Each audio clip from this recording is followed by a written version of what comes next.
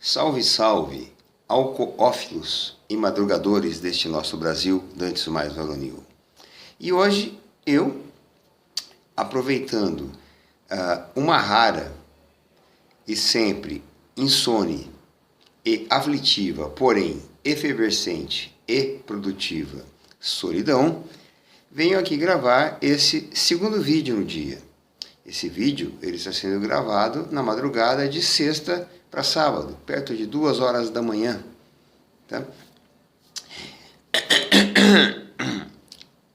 E ele é uma espécie de uma edição especial das boas e baratas do Azarão.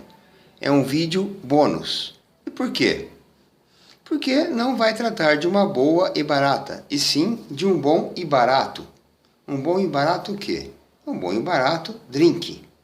Mas aí, os bebedores mais raiz poderão me dizer, já em tom de uma certa alevosia: porra, Azarão, esse negócio de drink não é coisa de boiola? Calma, meu amigo, calma. Vamos esclarecer. Depende muito. Se o drink em questão for aquele drink feito com 3 bebidas, por exemplo, com diferentes densidades, que dá no copo um efeito trifásico de cores, com uma cerejinha a ter uma densidade intermediária, a ficar bem no meio do copo, com uma rodelinha de kiwi ou uma estrelinha de carambola e mais um guarda-chuvinha de papel crepom e, para dar um toque gourmet, um raminho de capim-limão, ou conhecido como capim-santo, não tenha dúvidas. Esse sujeito, de fato, é um boiola. Beija para trás e beija com gosto. Porém, alguns drinks podem ser de muito macho das antigas, a depender dos seus ingredientes. Né? Um exemplo é esse que vou lhes mostrar agora. Né? É um drink de muita minha estima e preferência. O Cuba Libre, feito de rum, bebida das Antilhas, do Caribe, de piratas, bucaneiros e corsários, e coca, de exploradores, colonizadores e yankees. Já meio diluída ali a macheza, mas ainda cara que teve que chegar lá, né, e botar a indiarada para correr, ou seja, um cara de um certo brio. Então, agora vocês podem perguntar, e por que você vai falar desse drink, da famosa Cuba Libre? Simples, meus amigos. A Cuba Libre, ela tem um papel fundamental na gênese, na origem do Azarão. E agora, como dizia o saudoso programa Rá-Tim-Bum, senta que lá vem história. Tá? Como todo personagem de quadrinhos, né? Como todo herói, como todo vilão, como todo anti-herói, o Azarão também teve a sua origem. E a origem não é o nascimento. A origem é um renascimento, é um reborn. Né? A origem, ela é dada sempre, por um acontecimento traumático na vida daquele indivíduo. Né? E esse acontecimento traumático causa nele uma mudança, um ponto de mutação, um ponto de viragem, né? De maneira que aquele indivíduo, antes daquele acontecimento, é um e depois ele passa a ser outro. Né? A origem, ela é um reborn, é um renascimento, é um novo se espremer, é um novo escorregar, né? É um novo a se livrar da buceta. Né? Isso que é uma origem. E esse drink, a Cuba Libre, ela está intimamente ligada à origem do Azarão. Quando que essa origem se deu? 1989, um ano muito simbólico, decisivo na minha vida. 1989 foi o cinquentenário do Batman, do Morcegão. Foi a volta dele às telonas como um personagem sério, né? E foi o ano 1 do Azarão, né? Quem era o Azarão antes de 1989?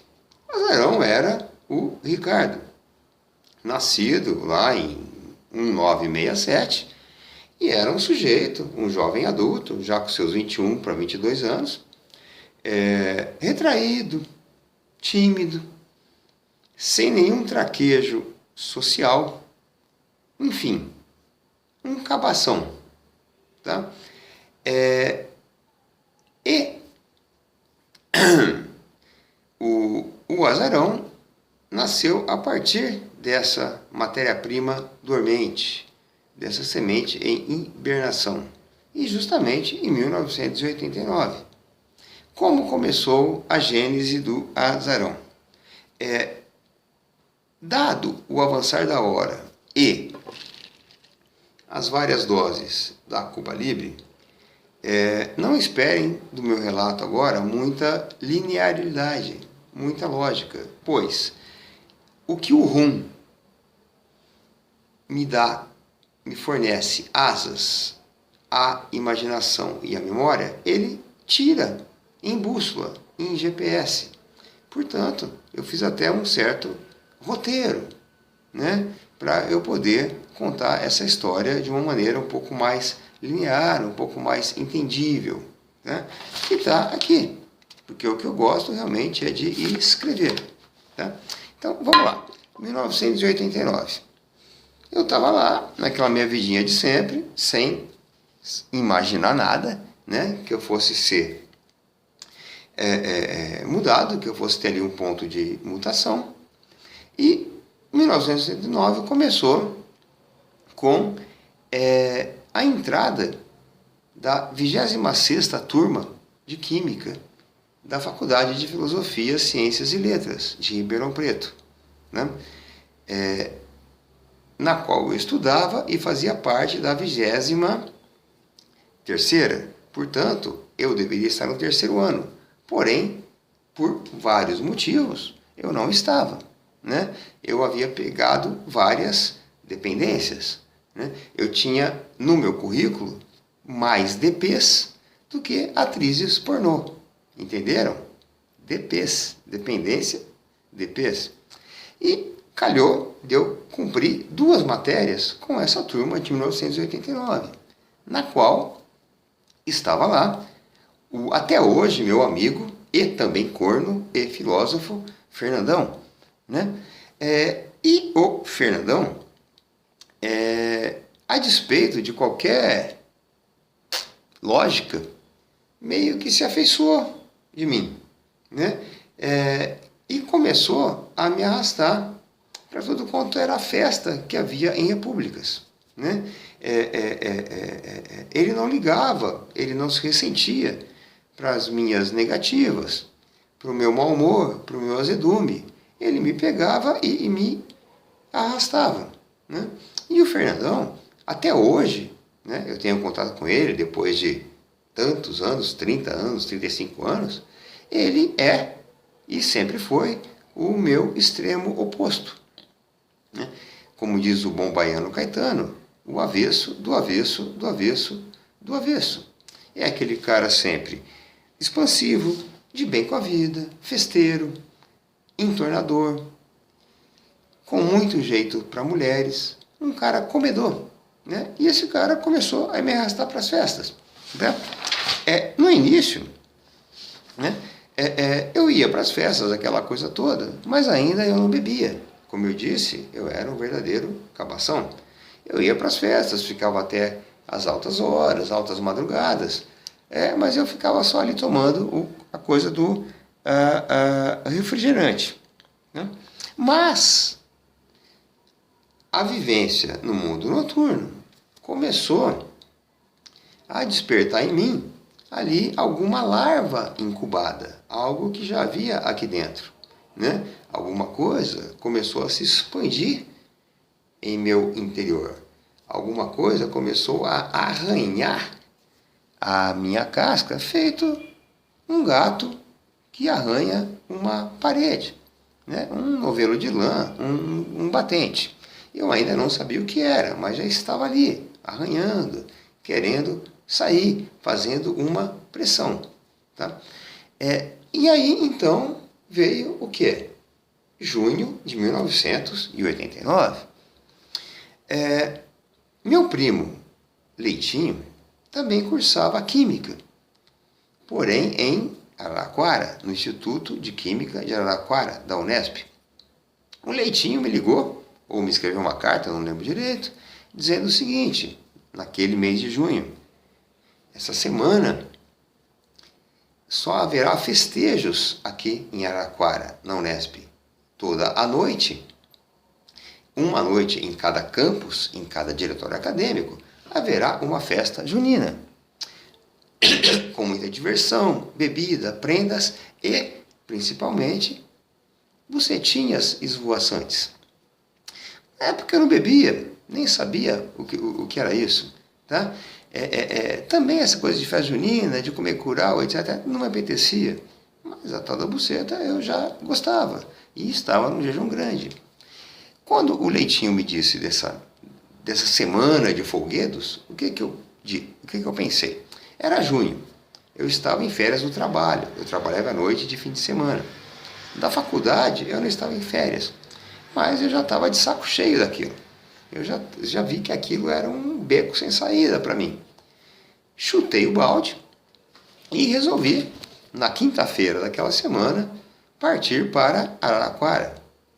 Não sem o auxílio luxuoso de dois outros grandes amigos, o Marcelão e o César, o famoso Zarce. Pois então, zarpamos para Araraquara, pegamos o ônibus e lá desembarcamos. Chegando em Araraquara, não era lá a minha primeira vez, né? Embora das outras eu tenha passado por lá rapidamente. Chegando em Araraquara, você desce e a primeira coisa que você sente no ar é um cheiro de bolo de laranja, vindo das chaminés da fábrica de suco Cutrale. E depois você acostuma. Nós descemos, né?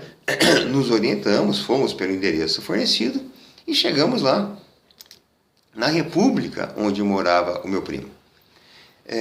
Quando lá chegamos, havia toda uma profusão de gente, né? Até hoje eu não sei quantos de fato moravam naquela República. Imagino com 5, 6, 7, 8. Mas havia toda uma profusão. Todos se preparando para a festa junina daquele dia, da quinta-feira, que seria no diretório de farmácia, muito famoso por suas bucetas, né? A farmácia tinha muita mulher, né? E para melhorar ou para piorar a minha situação, o nome da festa do diretório era Uma Noite na Batcaverna, porque 1989 foi o ano do morcego, né? Foi o cinquentenário do Batman, várias edições especiais, vários gibis de luxo nas bancas, tá? E o filme do Tim Burton. Então era a festa na Batcaverna, ou seja, era o meu território. Eu iria arrasar, né? E finalmente, depois de sei lá quanto tempo, eu iria colocar o morcego na caverna. Então chegamos lá, já estava aquela profusão de gente, aquela coisa toda, e havia toda uma organização, uma linha de montagem de pacotes. Pacotes do quê? De prendas. Se você tem a minha idade, você deve lembrar. Na época da festa junina, o pessoal das escolas passavam em armazéns, supermercados, quitandas, mercearias, etc., pedindo prendas para a festa junina. Né? Aquelas prendas que o pessoal depois lá ia ganhar, ia jogar a argolinha lá, se encaixasse no pino, ganhava. Eu tô fora, esse negócio de encaixar argola no pino não é comigo. Então eles estavam organizando as prendas. Então tinha lá sardinha, lata de milho, de ervilha, aquilo que o cara dá, que está encalhado lá no estoque dele. E de repente chegam dois sujeitos, dois canalhas, o Piraju e o Arceburgo, né, que até hoje eu não sei o nome deles, né? Eles eram simplesmente identificados pelas cidades onde eles vieram, Piraju, São Paulo, Arceburgo, Minas, e eles chegaram exultantes com uma garrafa de rum, do rum Montila, né? E disseram, essa a gente não vai dar para prenda, essa a gente vai consumir aqui. Tá? Até aí, por mim, nada demais, eu nem sabia o que era aquilo, o que era o rum. Né? E eles foram lá organizando as coisas, né? E de repente, eu lembro que o Piraju chegou para o meu primo e falou, Leitinho, meu primo era conhecido como Leitinho, porque ele comia muito Danone, etc. Né? Nem vou comentar essa particularidade. Vai lá, não sei aonde, e compra Coca-Cola para a gente tomar com esse rum. O Leitinho foi e eu acompanhei. Andamos lá um tanto e chegamos numa lojas americanas. Entramos lá, tudo, e na época, 1979, estava sendo recém-lançada a PET 2 litros. Sim, essa praga da PET, da garrafa PET, na Coca-Cola, ela surgiu em 1979. Meu primo viu aquilo, né? Sempre afeito a novidades, seja ela boas ou ruins, e pegou aquela garrafa PET. Deu para mim e falou, passa lá no caixa que eu vou ver mais alguma coisa aqui para eu comprar. E eu fui para o caixa com aquela garrafa PET. Estou lá no caixa esperando. Quando eu estou passando a garrafa PET, uma senhora atrás de mim, senhora sim, devia ter uns 40 anos, hoje para mim é uma ninfeta, mas uma senhora, quando viu aquela garrafa PET, que na época era novidade, comentou, nossa, mas você está mesmo com sede. Eu olhei para ela e disse, eu sou mesmo exagerado. E por quê? Porque em 1989 foi também o auge do Cazuza, né? Já carcomido, roído, decomposto praticamente pela AIDS, deve ter morrido em 90, 91, não me lembro bem. O Cazuza ele foi alçado à condição de grande gênio da música, por conta da doença, é óbvio, né? Porque, como eu já disse, né, o exímio cronista mineiro, Otto Laro Rezende, o mineiro só é solidário no câncer. Ampliando um pouco esse axioma, a gente pode dizer que o brasileiro ele só é solidário na desgraça. E uma vez que o cara estava doente para morrer, aumentaram soberbamente as vendas, as audições, os pedidos de músicas do sujeito no rádio. Tá? Então o Cazuza estava em voga. Então eu disse para a mulher, eu sou mesmo exagerado. Bom, passei ali a coca, aquela coisa, voltamos lá para a República. Chegou lá, eles começaram a fazer a tal da Cuba Libre, né? O rum com coca. E eu lembro, não lembro direito, mas eu tenho quase certeza que quem me passou um copo desse e falou assim, toma aí, foi o tal do Arceburgo. Eu peguei aquilo, um coca, estava ali mesmo, e dei uma golada, como dei agora. Não senti gosto de álcool nenhum. Primeiro, porque eu não sabia que gosto o álcool tinha. Realmente eu nunca havia posto algo na boca. E depois, com o gosto da coca e mais o gelo, era uma bebida doce. Eu gostei daquilo e comecei a tomar. Quanto mais eu tomava, com caras de canalha, mais o Arceburgo e o Piraju iam me dando. E eles comentavam com meu primo. O seu primo é dos nossos. O cara é bom, entorna e etc. E eu tomando sentado num sofá. Quando veio a necessidade de urinar e eu me levantei, aí que eu vi o poder que essa desgraça desse rum tinha. Eu levantei e já caí, já rodou tudo. E ao mesmo tempo, a visão começou a ficar turva, não exatamente duplicada, mas ficou turva. Eu devo ter tomado o quê? Umas 4 ou 5 doses de rum em coisa de meia hora, o que é muito, tá? O que é muito. Começou a ficar turvo. Eu comecei a bater na mão, bater na cara, eu estava amortecido. Era uma sensação inédita para mim. Eu comecei a rir, comecei a falar, E quanto mais eu ria, quanto mais eu falava, mais a canalhada me dava o rum. Bom, resumindo, chegou uma hora que eu precisei realmente ir ao banheiro. Olha que eu estava lá, o estômago revirou. Corri para o box, para a privada, e vomitei tudo o que eu havia comido no dia. Paçoca, mamão, tudo no box do banheiro. Não sei por que eu fui para o box. Inclusive, aquele jorro descontrolado, né? Naquele jorro descontrolado, um grão de feijão se inseriu, entupiu a minha narina esquerda. Deu o que fazer para ali. E eu nem conseguia levantar. Foi quando meu amigo Marcelão, o único abstêmio do lugar, veio em meu socorro. Ele me tirou, lavou o box, me pôs embaixo do chuveiro, né? No bom sentido, me passou aquela água, aquela coisa toda. E já estava na hora do pessoal ir para a festa na Batcaverna, né? A esperada festa na Batcaverna. Só que fizeram lá um conluio, um conchavo, né? Um conciliábulo, e me declararam incapaz de ir com eles. Me pegaram e me jogaram no quarto, e eu só de cueca. Me disseram, olha, você não tem condições de ir com a gente na festa. E saíram, trancaram a porta, né? E na casa, né, havia lá uma vidraça grande na sala, aquelas que abrem assim praticamente em toda a sala. Porém, essa vidraça, ela tinha uma grade do lado de fora. Do jeito que me deixaram lá na cama e saíram, quando eu escutei trancar a porta, imediatamente eu me coloquei de pé e fui atrás. E comecei a falar, eu quero ir na Batcaverna, eu quero ir na Batcaverna. Os canalhas começaram a rir da minha situação, né? Eu totalmente transtornado, bêbado e de cueca, e foram embora. Não tive dúvidas. Abri aquela janela e tentei escapar pela grade.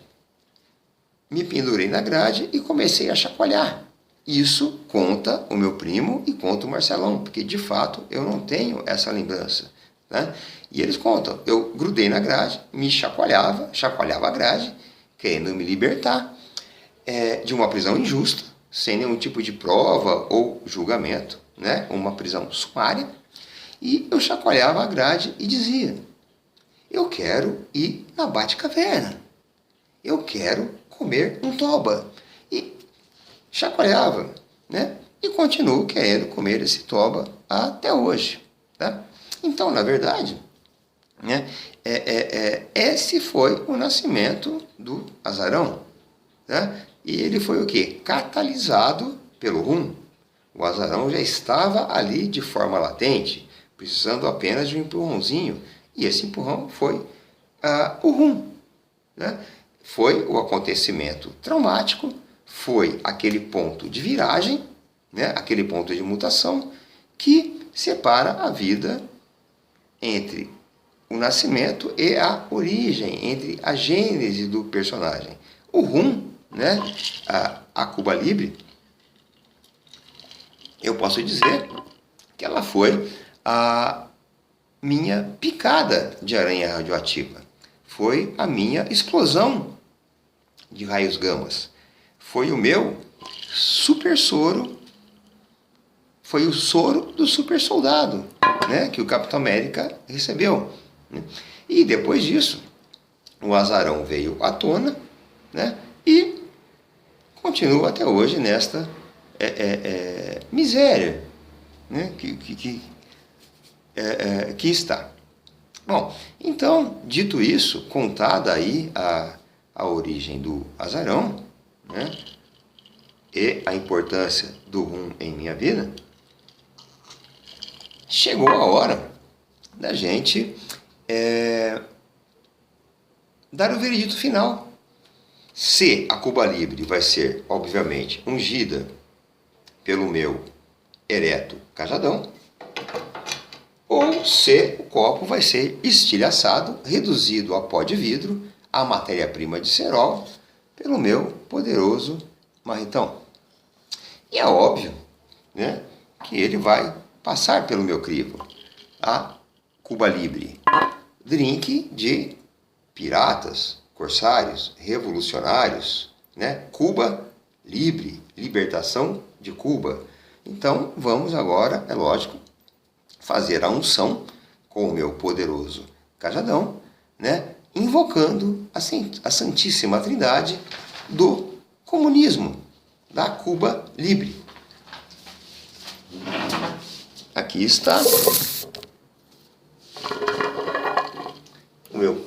Vamos ungir, então, invocando a Santíssima Trindade do comunismo. Vamos levantar aqui e vamos lá.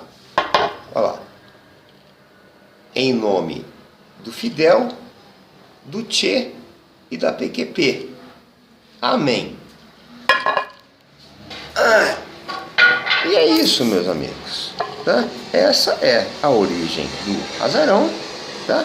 E é uma edição especial das boas e baratas. É o bom e barato. A Cuba Libre. Mas é claro, tem que ser com rum Montila. Ah, mas por que Montila? Não pode ser um Bacardi? Não. Do Bacardi para cima, na escala de preço, já periga o seu brioco piscar. Tem que ser um Montila, um de pirata. Tá? Isso é muito importante para você manter as suas pregas no lugar. Ah, tem que ser Coca? Nesse caso não. Nesse caso não. Tá? Você pode usar uma Pepsi. Essa aqui é Pepsi, estava muito mais barato.